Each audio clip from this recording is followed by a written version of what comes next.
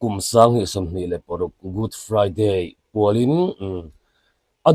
anun min petu kan lalpa Isu Krista mingin sibai kan buk thar chuani tutuma hianin nei puin ka thei ngil wang chalpa ti asakha he zona tenen Good Friday le Easter Sunday polin hunan manga ta chonin ron sa chuak lau maya tutuma kan nga thadona hela hi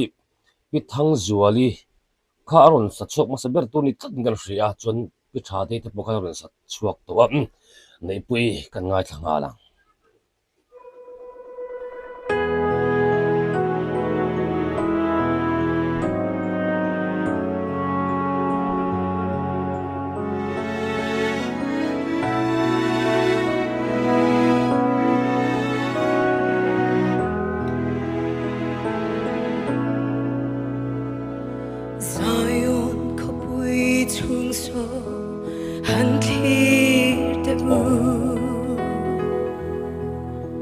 mi bui chiar se lovan bung kho nun na thiang lim siam tu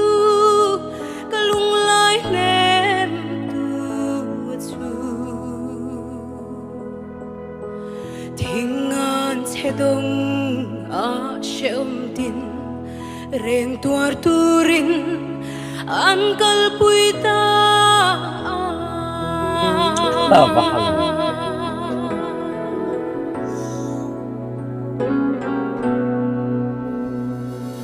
nun na pe a mit thi te kai thâu tu na pe mi thi te kai thâu tu mangai ku ta wang kwa tu le an na te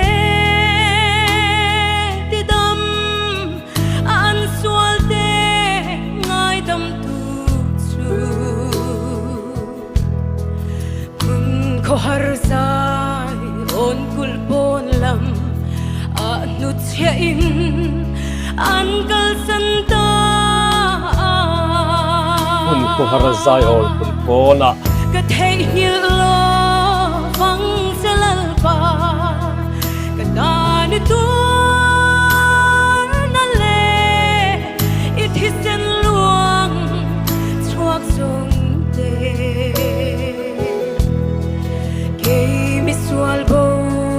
ral mai tur hi min tlan chuakin min lo chan dam ta si olok ro kan ti top zuai lak so yang kan pi thang zoli le pi tha te na ron sak kha ka hriat do chun chu ni maya anni ron saluang nal dun ma ro pui to mai sia nei pui o chak strong thalut tuk tan chon ka hu phur ru ang reng ria wa ri adik dik chun maro chu avaron samoi nung no nal a o hi mo tiang em hi nei pui o han in siam rem chak da ni o thei to po lian le chak thain sai thaya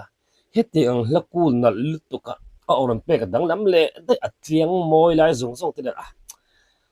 anung tel bok chen mai dom tak em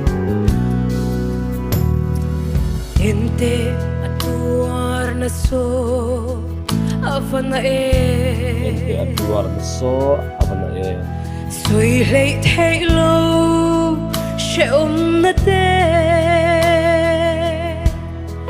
tuarin arum chan pui tu tu rengan si lo kay ma van le khover in rem nana hisen sula in fam ta ka thei hil lo vang chalal pa ka ta ni tu na le it hisen luang chuak song te mi sual bo ral mai tur hi min tlan chuakin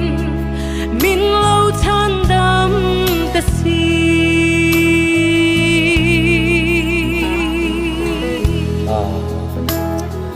bahan ngồi vòng vòng van thiếm tắc em cái mi sultan nan athisen fard in vale cover in rem lo chu aran rem tirta athisen aran rem tirta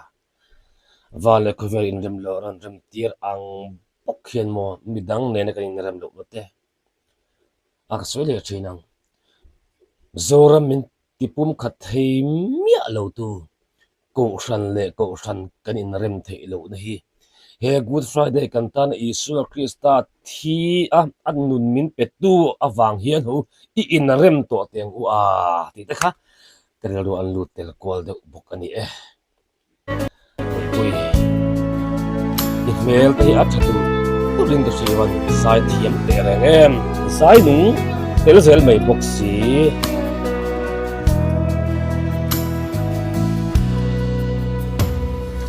Kadhe na tlema se karon zui che email du katan muana email du katan muana muturin Calvary cross kaya nga ching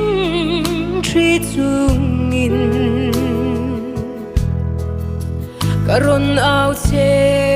o ka chandam tu ka swalte min ngai damang se ka thei ngil lo vang chalal pa ka ta ni tu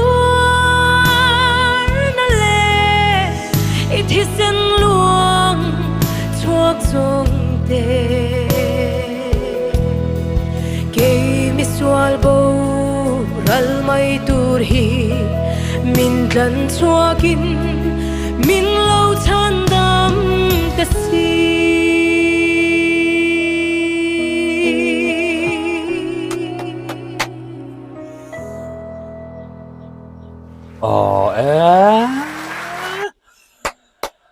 awan moi han ro pui a sang lai an tiang mo ro top nan a thu non lai te te liang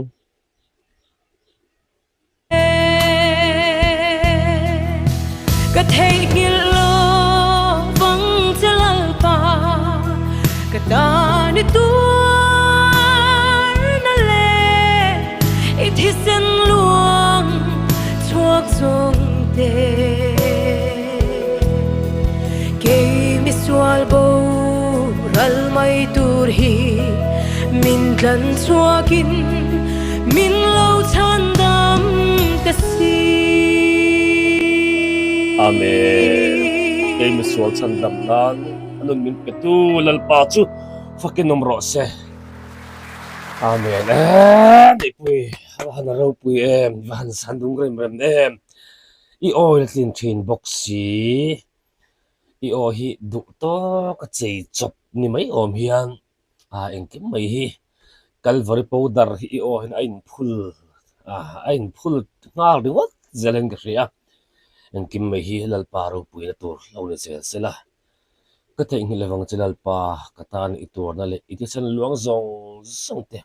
ke mi sual min tlan na tan iti sen achu ka itaksa in hlana